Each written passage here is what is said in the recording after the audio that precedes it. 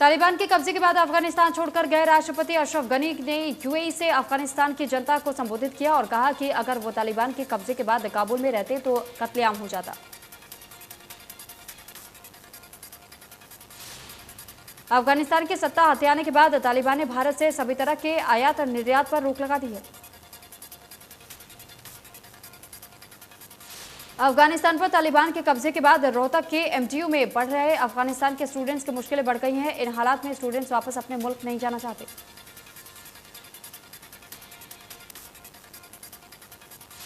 अफगान में तालिबानी हुकूमत के बाद अफगानी रिफ्यूजी पर परेशान हो उठे हैं, क्योंकि उन्होंने तालिबानियों का वो दौर देखा है जब उनके और उनके परिवार पर 20 साल पहले कहर बरपाया गया था। सोनीपत के नाहरी में बनेगा इंडोर खेल स्टेडियम, मॉडल संस्कृति स्कूल और पानी निकासी प्रोजेक्ट की मांग भी पूरी। ग्रामीणों के स्वागत से खुश मुख्यमंत्री ने मानी सारी मांगे।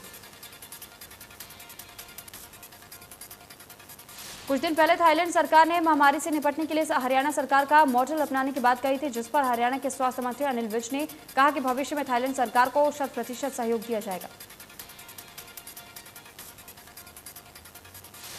नेता प्रतिपक्ष भूपेंद्र सिंह हुड्डा का बयान, मानसून सत्र पर आज कांग्रेस विधायक दल की बैठक होगी। बोले, मानसून सत्र में कांग्रेस के पास मुद्दों की कमी नहीं है। हरियाणा में आज फिर मनाया जाएगा अन्नपूर्णा उत्सव। पंचकुला और झज्जर में अन्नपूर्णा दिवस मनाने की पूरी तैयारी। रक्षा मंत्री राजनाथ सिंह और सीएम मनोहर लाल होंगे शामिल। प्रधानमंत्री नरेंद्र मोदी की गरीब कल्याण योजना के तहत बल्लभगढ़ में अन्नपूर्णा उत्सव धूमधाम से मनाया गया। इस मौके पर सरकार की ओर से गरीब लोगों को 5 किलो मुफ्त अनाज दिया गया। कृषि मंत्री जेपी दलाल ने जिला स्तरीय अन्नपूर्णा उत्सव में राशन वितरण करना शुरू कर दिया। मंत्री जेपी दलाल का कहना है कि हमारी पार्टी का लक्ष्य है दिवाली तक राशन बांटा जाएगा। ये विश्व की सबसे बड़ी योजना है। प्रदेश में बुधवार का दिन अन्नपूर्णा दिवस के रूप में मनाया गया। नारनौद उपमंडल के वार्ड 13 में उत्सव में नारनौद के एसडीएम विकास यादव ने दीप प्रज्वलित कर प्रधानमंत्री गरीब कल्याण योजना का शुभारंभ किया। अन्नपूर्णा उत्सव का जाखल के किसानों ने किया विरोध। प्रधानमंत्री और मुख्यमंत्री के चित्रों की बैग बना करके आग के हवाले किया। इंद्री के गांव गुड़ा में हुए कार्यक्रम में विधायक राजकुमार कश्यप ने मुख्य अतिथि के रूप में शिरकत की। इस बात की भनक जब किसानों को लगी तो उन्होंने कार्यक्रम में पहुंचकर विधायक का विरोध किया।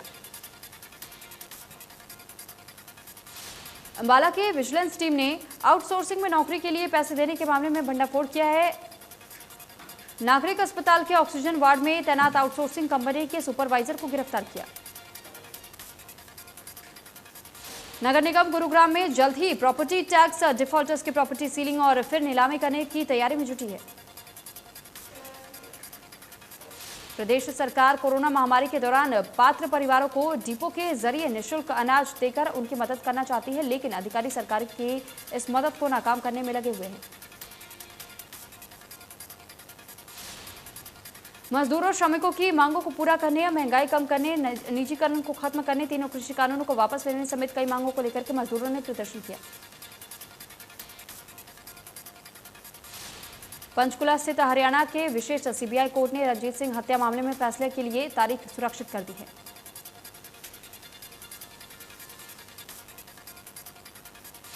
देश में फिर बढ़ने लगे कोरोना के नए केस। पिछले 24 घंटे में सामने आए हैं 35,000 से ज्यादा नए केस। कुल मरीजों की संख्या हुई 3,23,00,000 के पार।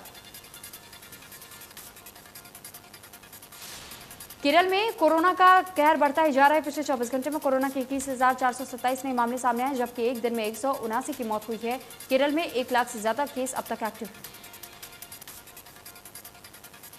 महाराष्ट्र में 24 घंटे में कोरोना के 5,132 नए केस सामने आए हैं। एक दिन में 158 मरीजों ने दम तोड़ा है। महाराष्ट्र में अब तक 58,000 से ज्यादा केसेस एक्टिव हैं। दिल्ली में 24 घंटे में कोरोना के 36 नए केस सामने आए हैं। एक दिन में 76 मरीज रिकवर हुए हैं। दिल्ली में अब तक 427 केस एक्टिव हैं।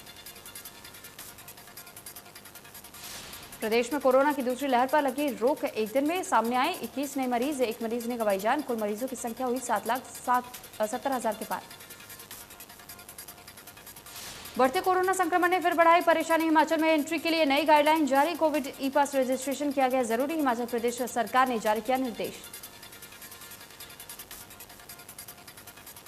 जम्मू कश्मीर के कटरा में भूकंप के झटके महसूस किए गए। रिक्टर स्केल पर इसकी तीव्रता 3.6 मापी गई।